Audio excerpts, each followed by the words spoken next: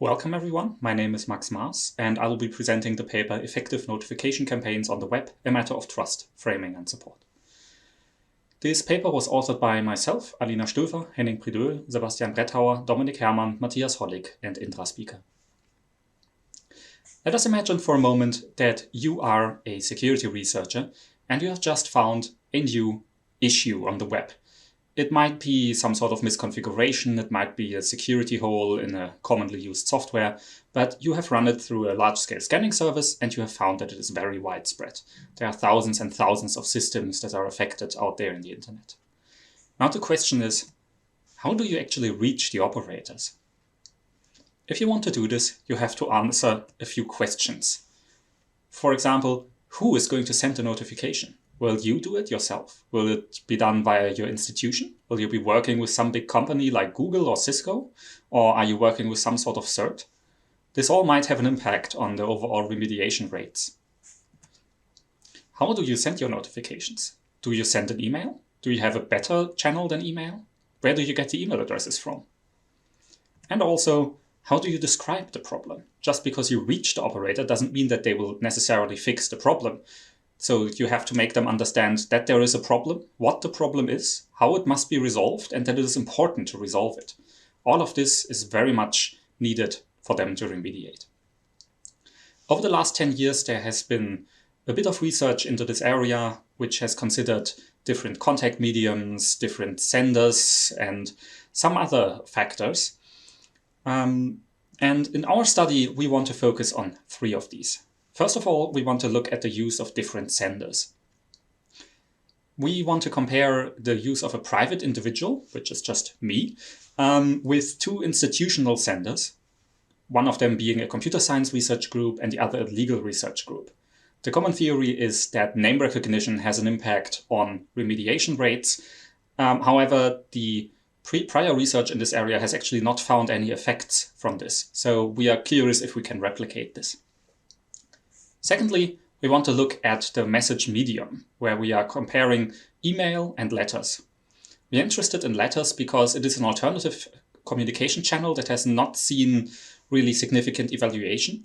And it might be that in some cases, vulnerability is severe enough that investing the money that you need to send letters might be worthwhile. And finally, we want to look at the framing. Prior research has found that in some cases, system operators are more likely to remediate if the issue they are notified about has some sort of legal implications for them in terms of liability or compliance. So we were interested in the difference between a compliance framing and a baseline framing. And to do this, we are looking at a specific issue, which is the use of IP anonymization in Google Analytics. So if you want to use the Google Analytics service in Germany on a website, you have to activate a specific feature, which is called IP anonymization. And this is a special command that you need to add to the Google Analytics code on your website. And if you don't do it, your website is not compliant with data protection law in Germany. And it is very easy to do it wrong. You might do it in the wrong place. You might misspell the command. And from our experience of running a scanning service, privacyscore.org, we saw that it is actually a fairly common misconfiguration on German websites. So we built a scanning system that found this issue and collected a large data set of German websites, i.e. our study is limited to the German area. We then designed our study by comparing letters and email as described.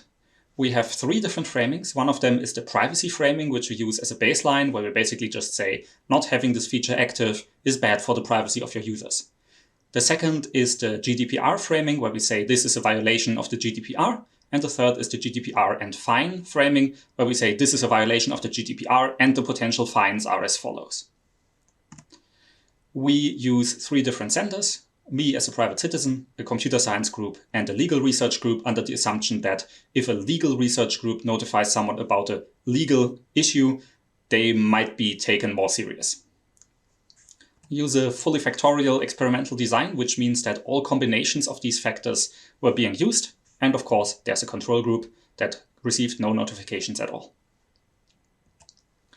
We sent the initial message in July 2019, followed up by a reminder a bit more than a month later, and a final debriefing message that also contained an invitation to a survey another month later. In addition to the core notification study, we make 3 further contributions. We developed a public tool that allowed system operators to check if their website was compliant or not. This tool was linked to from all notification messages, but it was apparently also shared widely outside of our study, which resulted in a data set of almost 38,500 scans for our evaluation.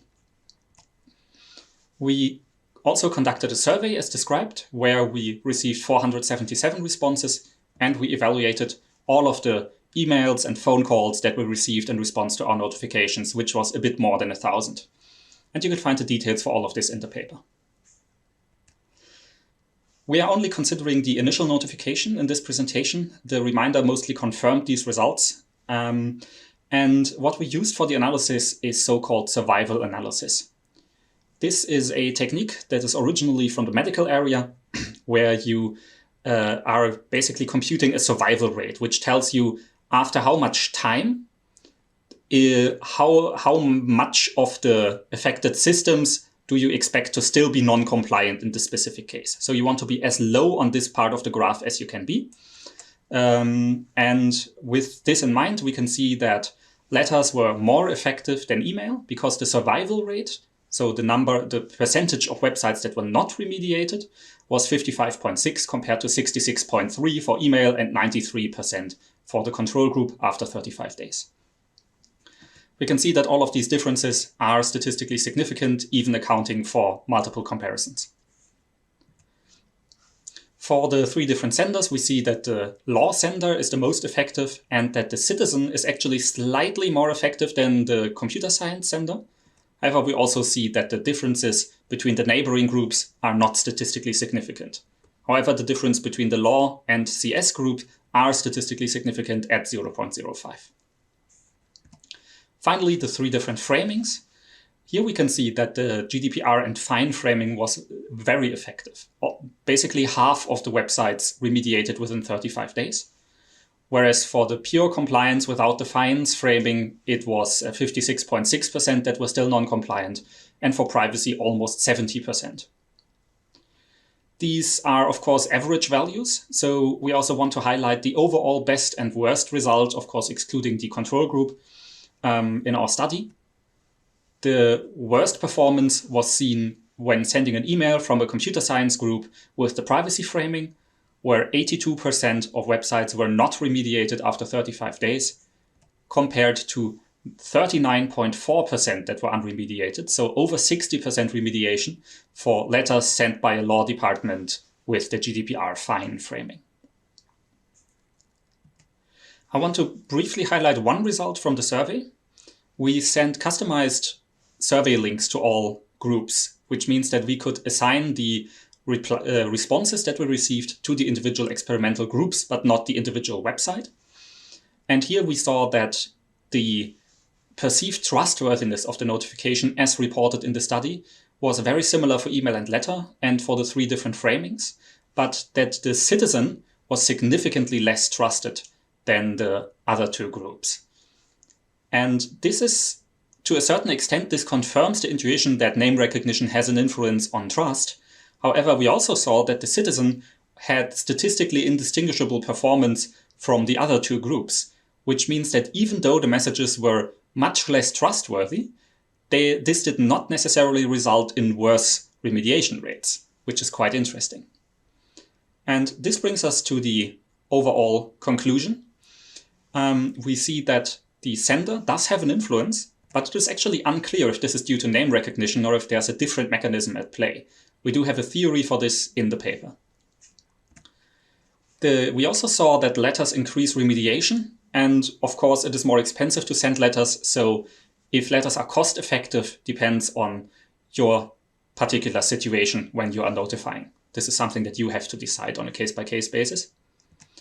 And finally, we saw that the legal framing was very effective, but we also saw that it caused the recipients a lot of stress, apparently. So we received many responses from people who were worried that we were going to sue them or something like this. And this might not be desirable. So if you use a legal framing, be sure to clearly communicate that this is not a threat of suing them, this is just a friendly message. With that, I would like to thank you for your attention. You can find the paper and dataset at the URL given on the slide. And if you have any questions or ideas what should be attempted in future notification studies, you can catch me in the conference chat or at the email address given here. Or of course, you could send me a letter. We do have some experience with that now. Thank you very much and enjoy the rest of the conference.